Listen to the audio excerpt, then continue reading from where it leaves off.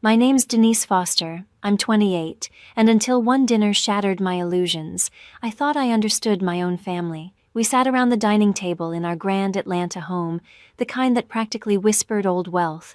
But I wasn't there to fit in or play by their rules. My world revolved around my startup, a tech vision I believed could change lives. To them, though, it was nothing but a foolish obsession I should have abandoned long ago. Dressed in jeans and a simple sweater, I looked out of place beside their polished luxury and self-satisfied grins. The room felt heavy, the quiet broken only by the faint clatter of silverware. Then my mother leaned closer, her tone sharp enough to slice through the air. "Denise, we're done rescuing you," she said flatly. "We're not your bank anymore." My father gave a stiff nod, his gaze distant and cold, as if I were some failed investment. My sister's laugh followed, light, cruel, and meant to sting, as she reminded me I'd never reach her level. They thought they were humbling me, showing me my place, but I stayed calm, my phone buzzing quietly in my pocket with a message that would soon rewrite everything they thought they knew. They couldn't guess what was coming, nor that I now held the leverage over all they treasured. If you think their arrogance lasted, stay with me. This story is about to turn their smirks into silence, and if you're curious how I twisted their words back on them, make sure to hit subscribe and tap the bell, because what comes next will leave you stunned. Just as the first appetizers arrived, my mother's voice dropped to a chill. "Denise, that little tech fantasy of yours is a waste of time," she said, cutting through the soft clink of crystal and glass. Her gaze cut straight through me, filled with the kind of disappointment that made it seem like my ambition to build a startup was a personal offense. Mom leaned back, the light from the chandelier catching the diamonds at her neck as she sighed. "You're almost 30. When will you finally grow up and get a real job?" she asked, each word laced with frustration. Dad followed immediately, placing his wine glass on the table with deliberate calm, his expression severe, like a judge delivering a sentence. "Your sister's out there closing million-dollar deals in real estate," he said, motioning toward Tracy, who sat smirking like she'd already won. "That's what success looks like, Denise, not some app that hasn't earned a cent." His tone sliced deeper than he realized, but I kept my face unreadable, my hands resting neatly in my lap. I refused to give them the satisfaction of seeing me flinch, and of course, Tracy couldn't resist twisting the knife. She flipped her hair, her gold bracelet flashing under the light as she launched into her favorite subject, herself. "Just signed a contract for a downtown condo project," she announced proudly, her voice thick with self-importance. "7 figures, Denise," she added, pausing just long enough for it to sting. "That's the kind of money you'll never see chasing your childish dreams." Her laughter cut through the air, sharp and cruel enough to twist my stomach. "Still living off our leftovers, huh? Always begging for help." Mom gave a stiff nod, her lips pressed into a thin line. "We've gone too easy on you," she said, folding her napkin with slow precision.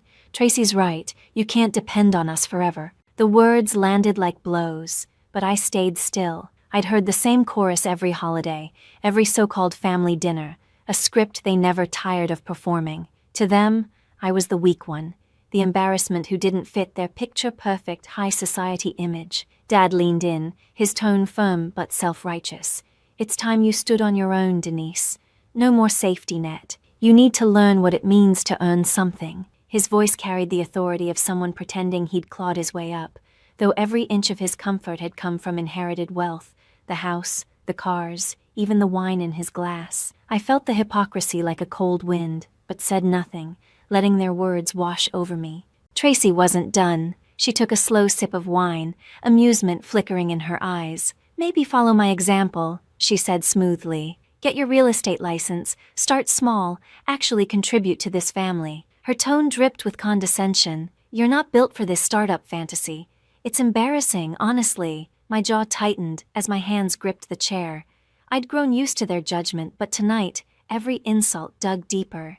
Each one a reminder of how little they believed in me. They saw me as a burden, a dreamer destined to fail. But I wasn't there to defend myself or seek validation. My phone in my pocket felt heavier than ever, a quiet symbol of what they couldn't yet imagine.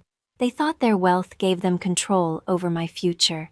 that their money and opinions shaped the limits of my life. The dining room pulsed with their smug confidence, Mom's sharp looks, Dad's patronizing tone, Tracy's gleeful cruelty. They believed they'd won. I let them talk.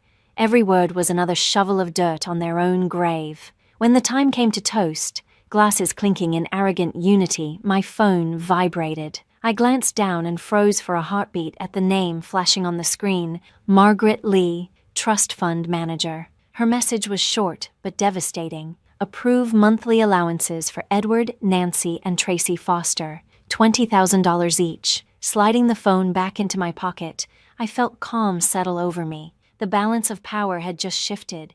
They thought they'd humiliated me, but soon they'd understand exactly who held their future in her hands. Across the room, I caught Shannon Reed's eye. My closest friend and partner in the startup knew exactly what this night meant. She'd stood beside me through endless nights of coding, every nerve-wracking investor pitch, every setback that nearly broke us. I gave her a small nod, and without a word, she excused herself from her conversation and joined me by the bar. "They're not ready for what's coming," she murmured, her voice low but brimming with electricity. "They have no clue you're the one in control here." I leaned in slightly, keeping my tone even. "They've been living off my choices for years," I said, watching Mom, Dad, and Tracy laugh among their glittering circle of friends. It's time they finally understood. Just then, the dining room doors swung open. Margaret Lee entered, her heels striking the marble floor in crisp, deliberate beats. She carried a slim leather folder,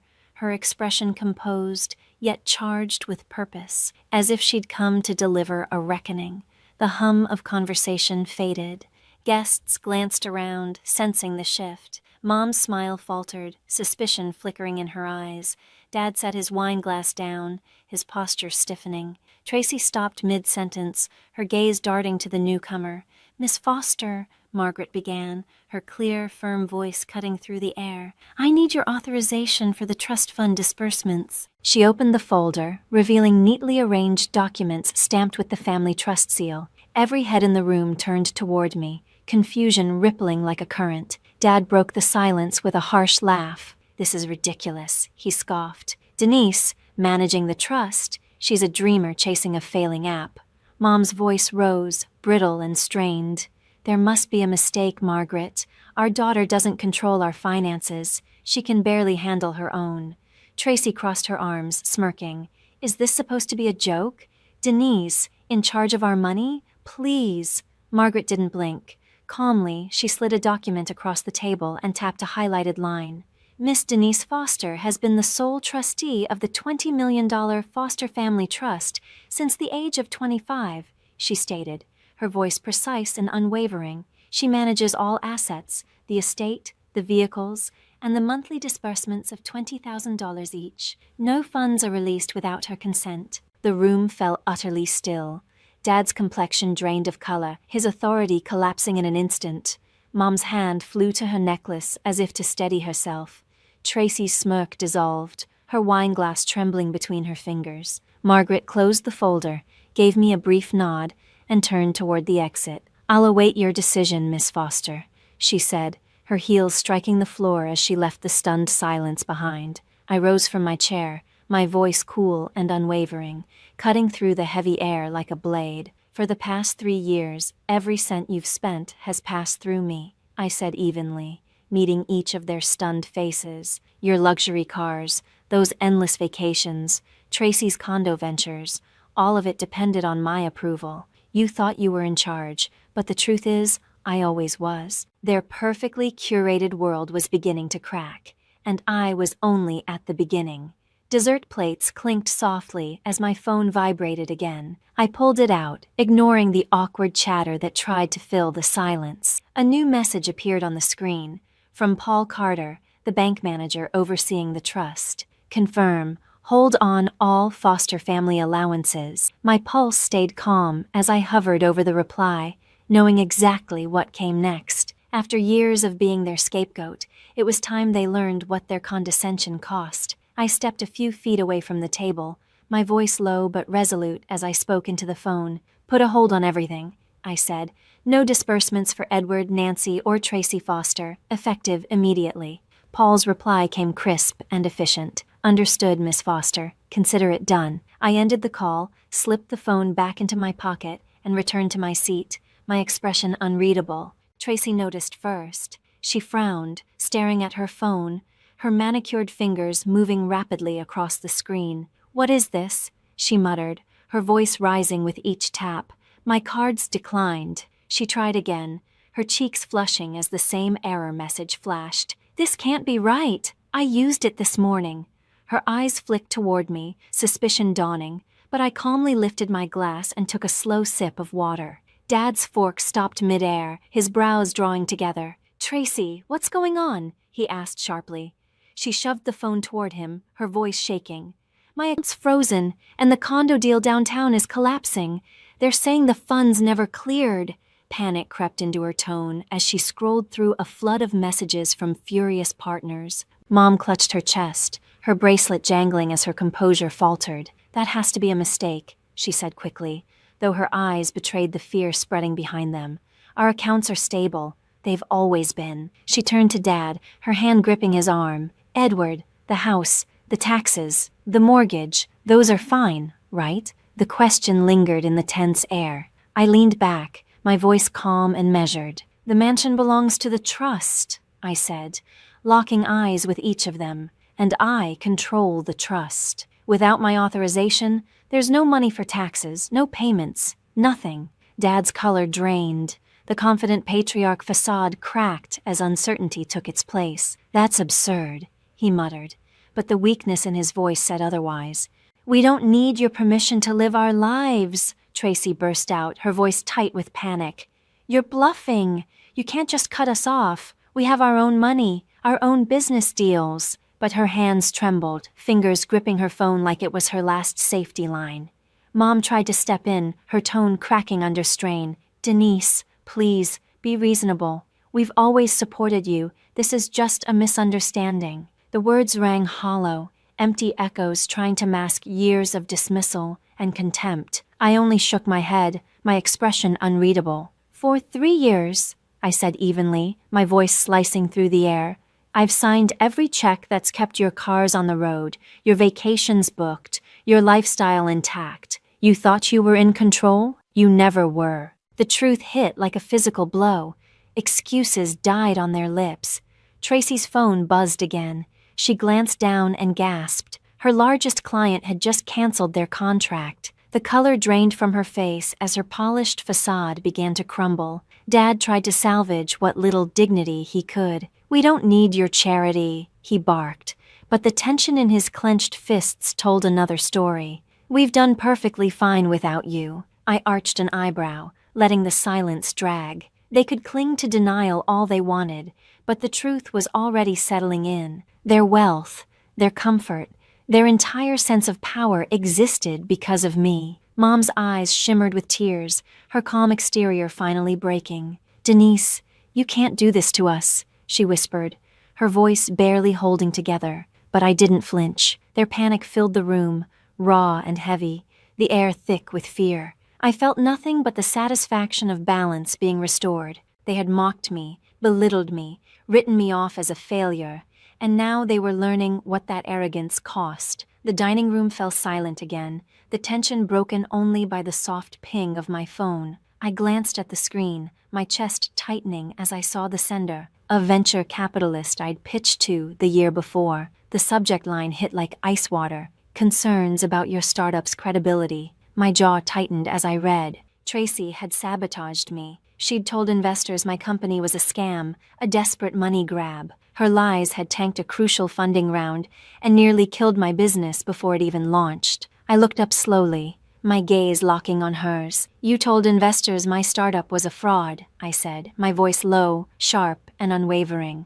Her face went ashen, lips parting in a silent denial. But I raised my phone, the email glowing in my hand like a confession. "This came from one of them," I continued. "They heard it directly from you." The room fell dead quiet. Guests stopped whispering, every eye fixed on Tracy as she stammered, her hands trembling uncontrollably.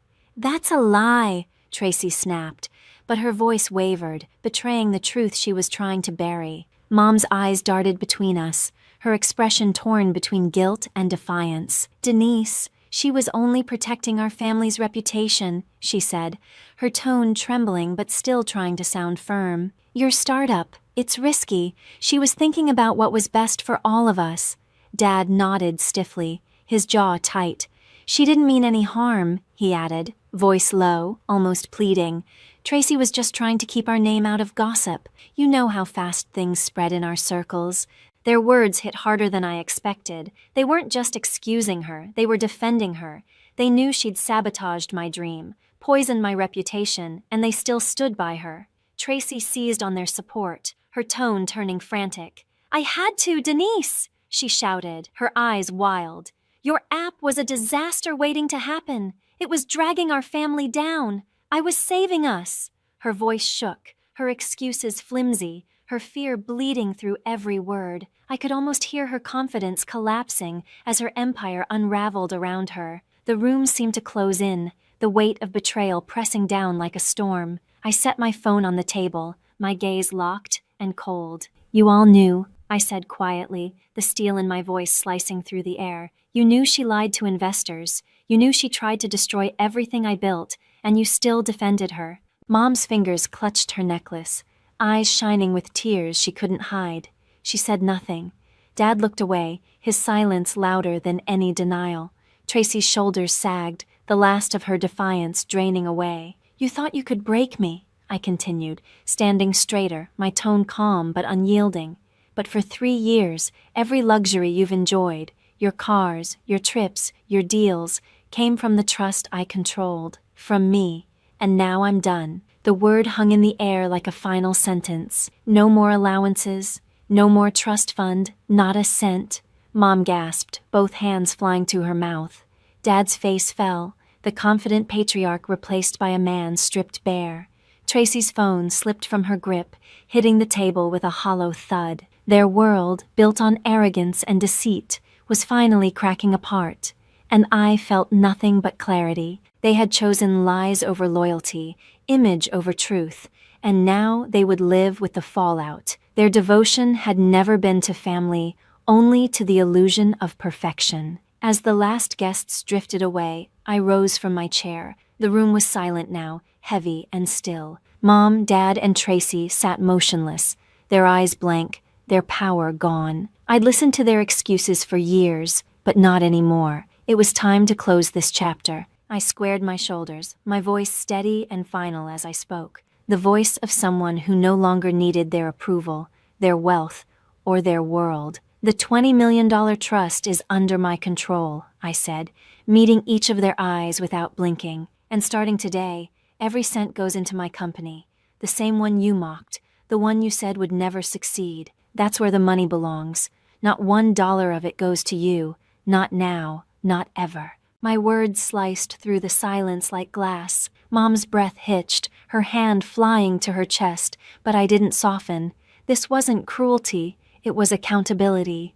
Dad's voice broke the stillness, rough and trembling. "Denise, the mansion," he said, desperation creeping in. "If you cut off the funds, we can't pay the property taxes. They'll seize it." His confession cracked his perfect composure, the truth exposing how fragile their wealth really was. The grand Atlanta estate, once their proudest symbol of success, had become a burden they couldn't sustain. I met his pleading gaze, my tone unyielding. "That's no longer my concern," I said quietly. "You made your decision the moment you dismissed me." Tracy's head jerked up, panic flashing across her face. "You're destroying me," she choked out. "My clients are gone, my deals are collapsing. I'm finished without my reputation." Her hands shook as she clutched her phone like it might somehow fix everything falling apart. The woman who built her empire on image and influence was watching it all crumble, piece by piece. I felt nothing for her. She'd tried to sabotage my dream, and now her downfall was her own making. Mom's voice trembled, her eyes wide and pleading. "Denise, we're your family," she whispered. "You can't turn your back on us." But her words carried no power. They had turned theirs on me long ago, replacing love with judgment and loyalty with betrayal. I shook my head slowly, my voice steady. Family doesn't destroy each other's dreams, I said. Family doesn't lie to investors and try to ruin what someone's built. You did that, not me. I took a deliberate step toward the door, each movement lighter than the last. I don't need you to succeed, I said, my voice resonating through the hushed room. Everything I've built, every line of code, every pitch, every sleepless night, it's mine. The trust fund is just a tool now, one I'll use to prove you were wrong about me. My startup wasn't just an idea, it was proof of who I'd become. I no longer needed their wealth, their validation, or their family name. Around the table, no one spoke. The guests had gone quiet, watching the wreckage unfold. Dad sat motionless, staring down at the table as though searching for a way to undo what couldn't be undone. Mom's shoulders sagged, her expression hollow with defeat. Tracy's fingers hovered over her phone, but no message would come to save her now. They had underestimated me, believing they could manipulate and contain me, but the truth was finally staring them in the face. Their entire world had depended on me all along. I turned toward the doorway, each step deliberate and steady. You thought you could break me, I said, pausing with my hand on the frame. But I'm the one who's been holding you up, and I'm done. The silence that followed was suffocating, a far cry from the smug laughter that had filled the house earlier that evening. They had lost it all, their fortune, their prestige, their illusion of control, because when it mattered most, they chose betrayal over belief. As I walked out, the lights of Atlanta glimmered through the mansion's tall windows, a glowing reminder of the city where I had built something real. I didn't look back. Their downfall came quickly. Tax bills piled up, clients withdrew, and the glamorous life they'd curated collapsed piece by piece. I was finally free, ready to create something larger than their narrow world, fueled by my own resilience and the trust I now commanded. 6 months later, I stood in my new office, overlooking that same skyline. The space buzzed with energy, monitors glowing, ideas flying, a team united by purpose. My company's logo shone proudly on the wall, a symbol of everything I'd fought for. What was once mocked as a foolish dream had grown into one of Atlanta's most promising tech ventures, praised in local publications as a disruptor in its field. The $20 million trust, once a safety net for my family's indulgence, had become the foundation of innovation, rebuilt through my labor, my risks, my vision. Pride swelled in me, not just for the success, but for the quiet justice of proving them wrong. Meanwhile, Mom and Dad's empire had shrunk to nothing. Without the trust's support, they lost their mansion to unpaid taxes, forced to sell it at a loss. They'd traded their marble halls and panoramic views for a small apartment far from the city center. Word reached me through mutual friends. They now lived modestly, counting every dollar, surviving on Dad's fading investments and Mom's occasional consulting jobs. The life of galas and luxury had been replaced by thrift stores and discount groceries. Tracy's fall was even more brutal. Her reputation, once spotless, was ruined. Her clients vanished, her accounts frozen, and her high-end career dissolved. She ended up behind a desk at a small management office, pushing paperwork for a fraction of what she used to earn. The designer bags, the magazine features, the invitations, all gone, replaced by hushed whispers at industry events. She'd called once, leaving a voicemail I never returned. Her betrayal, the lies she spread about my company, still cut too deep. Through it all, Shannon Reed never wavered. My closest friend, my partner in this journey. She had been there through every late night, every failed pitch, every small victory. As we reviewed the latest growth charts, she smiled, her eyes bright with pride. "We did it, Denise," she said, warmth in her voice. "Not them, not the trust, just us." I smiled back, grateful, not just for the success, but for the people who truly believed. Our startup wasn't just staying afloat anymore. It was soaring. New investors were lining up. Downloads were climbing by the thousands, and the buzz around our app was growing louder every day. Shannon's faith in me had been the steady ground beneath my feet when my own family tried to tear everything apart. As I stood by the window watching the city pulse with life, I realized there was a lesson I'd earned the hard way, one I wanted others to hear. Never assume someone is powerless, because the person you underestimate might be the one holding your future. My family had tried to control me, dismiss my vision, and even sabotage my work. But they'd been wrong about me all along. Real success, I'd learned, doesn't come from approval or inheritance. It comes from belief in yourself when no one else sees your worth. I'd built something real, not out of their wealth or their praise, but out of my own persistence, courage, and unshakable will. What happened to them wasn't revenge. It was consequence. Mom and Dad's pride, Tracy's deceit, they had created their own downfall. They'd called me naive, told me my dreams were foolish, but their doubts had become my fire. The trust fund they once leaned on had become the engine driving the future I was creating. I no longer needed their recognition to know I'd won. And to everyone who's followed this journey, thank you. Your support means everything to me, and I hope my story reminds you of your own strength. Never let anyone convince you that you're small. You have everything you need inside you to build something extraordinary. Tell me in the comments about a time you proved someone wrong, or a dream you're fighting for. And if this story moved you, don't forget to like, subscribe, and hit the notification bell. Here's to building our futures on our own terms, no matter who doubts us.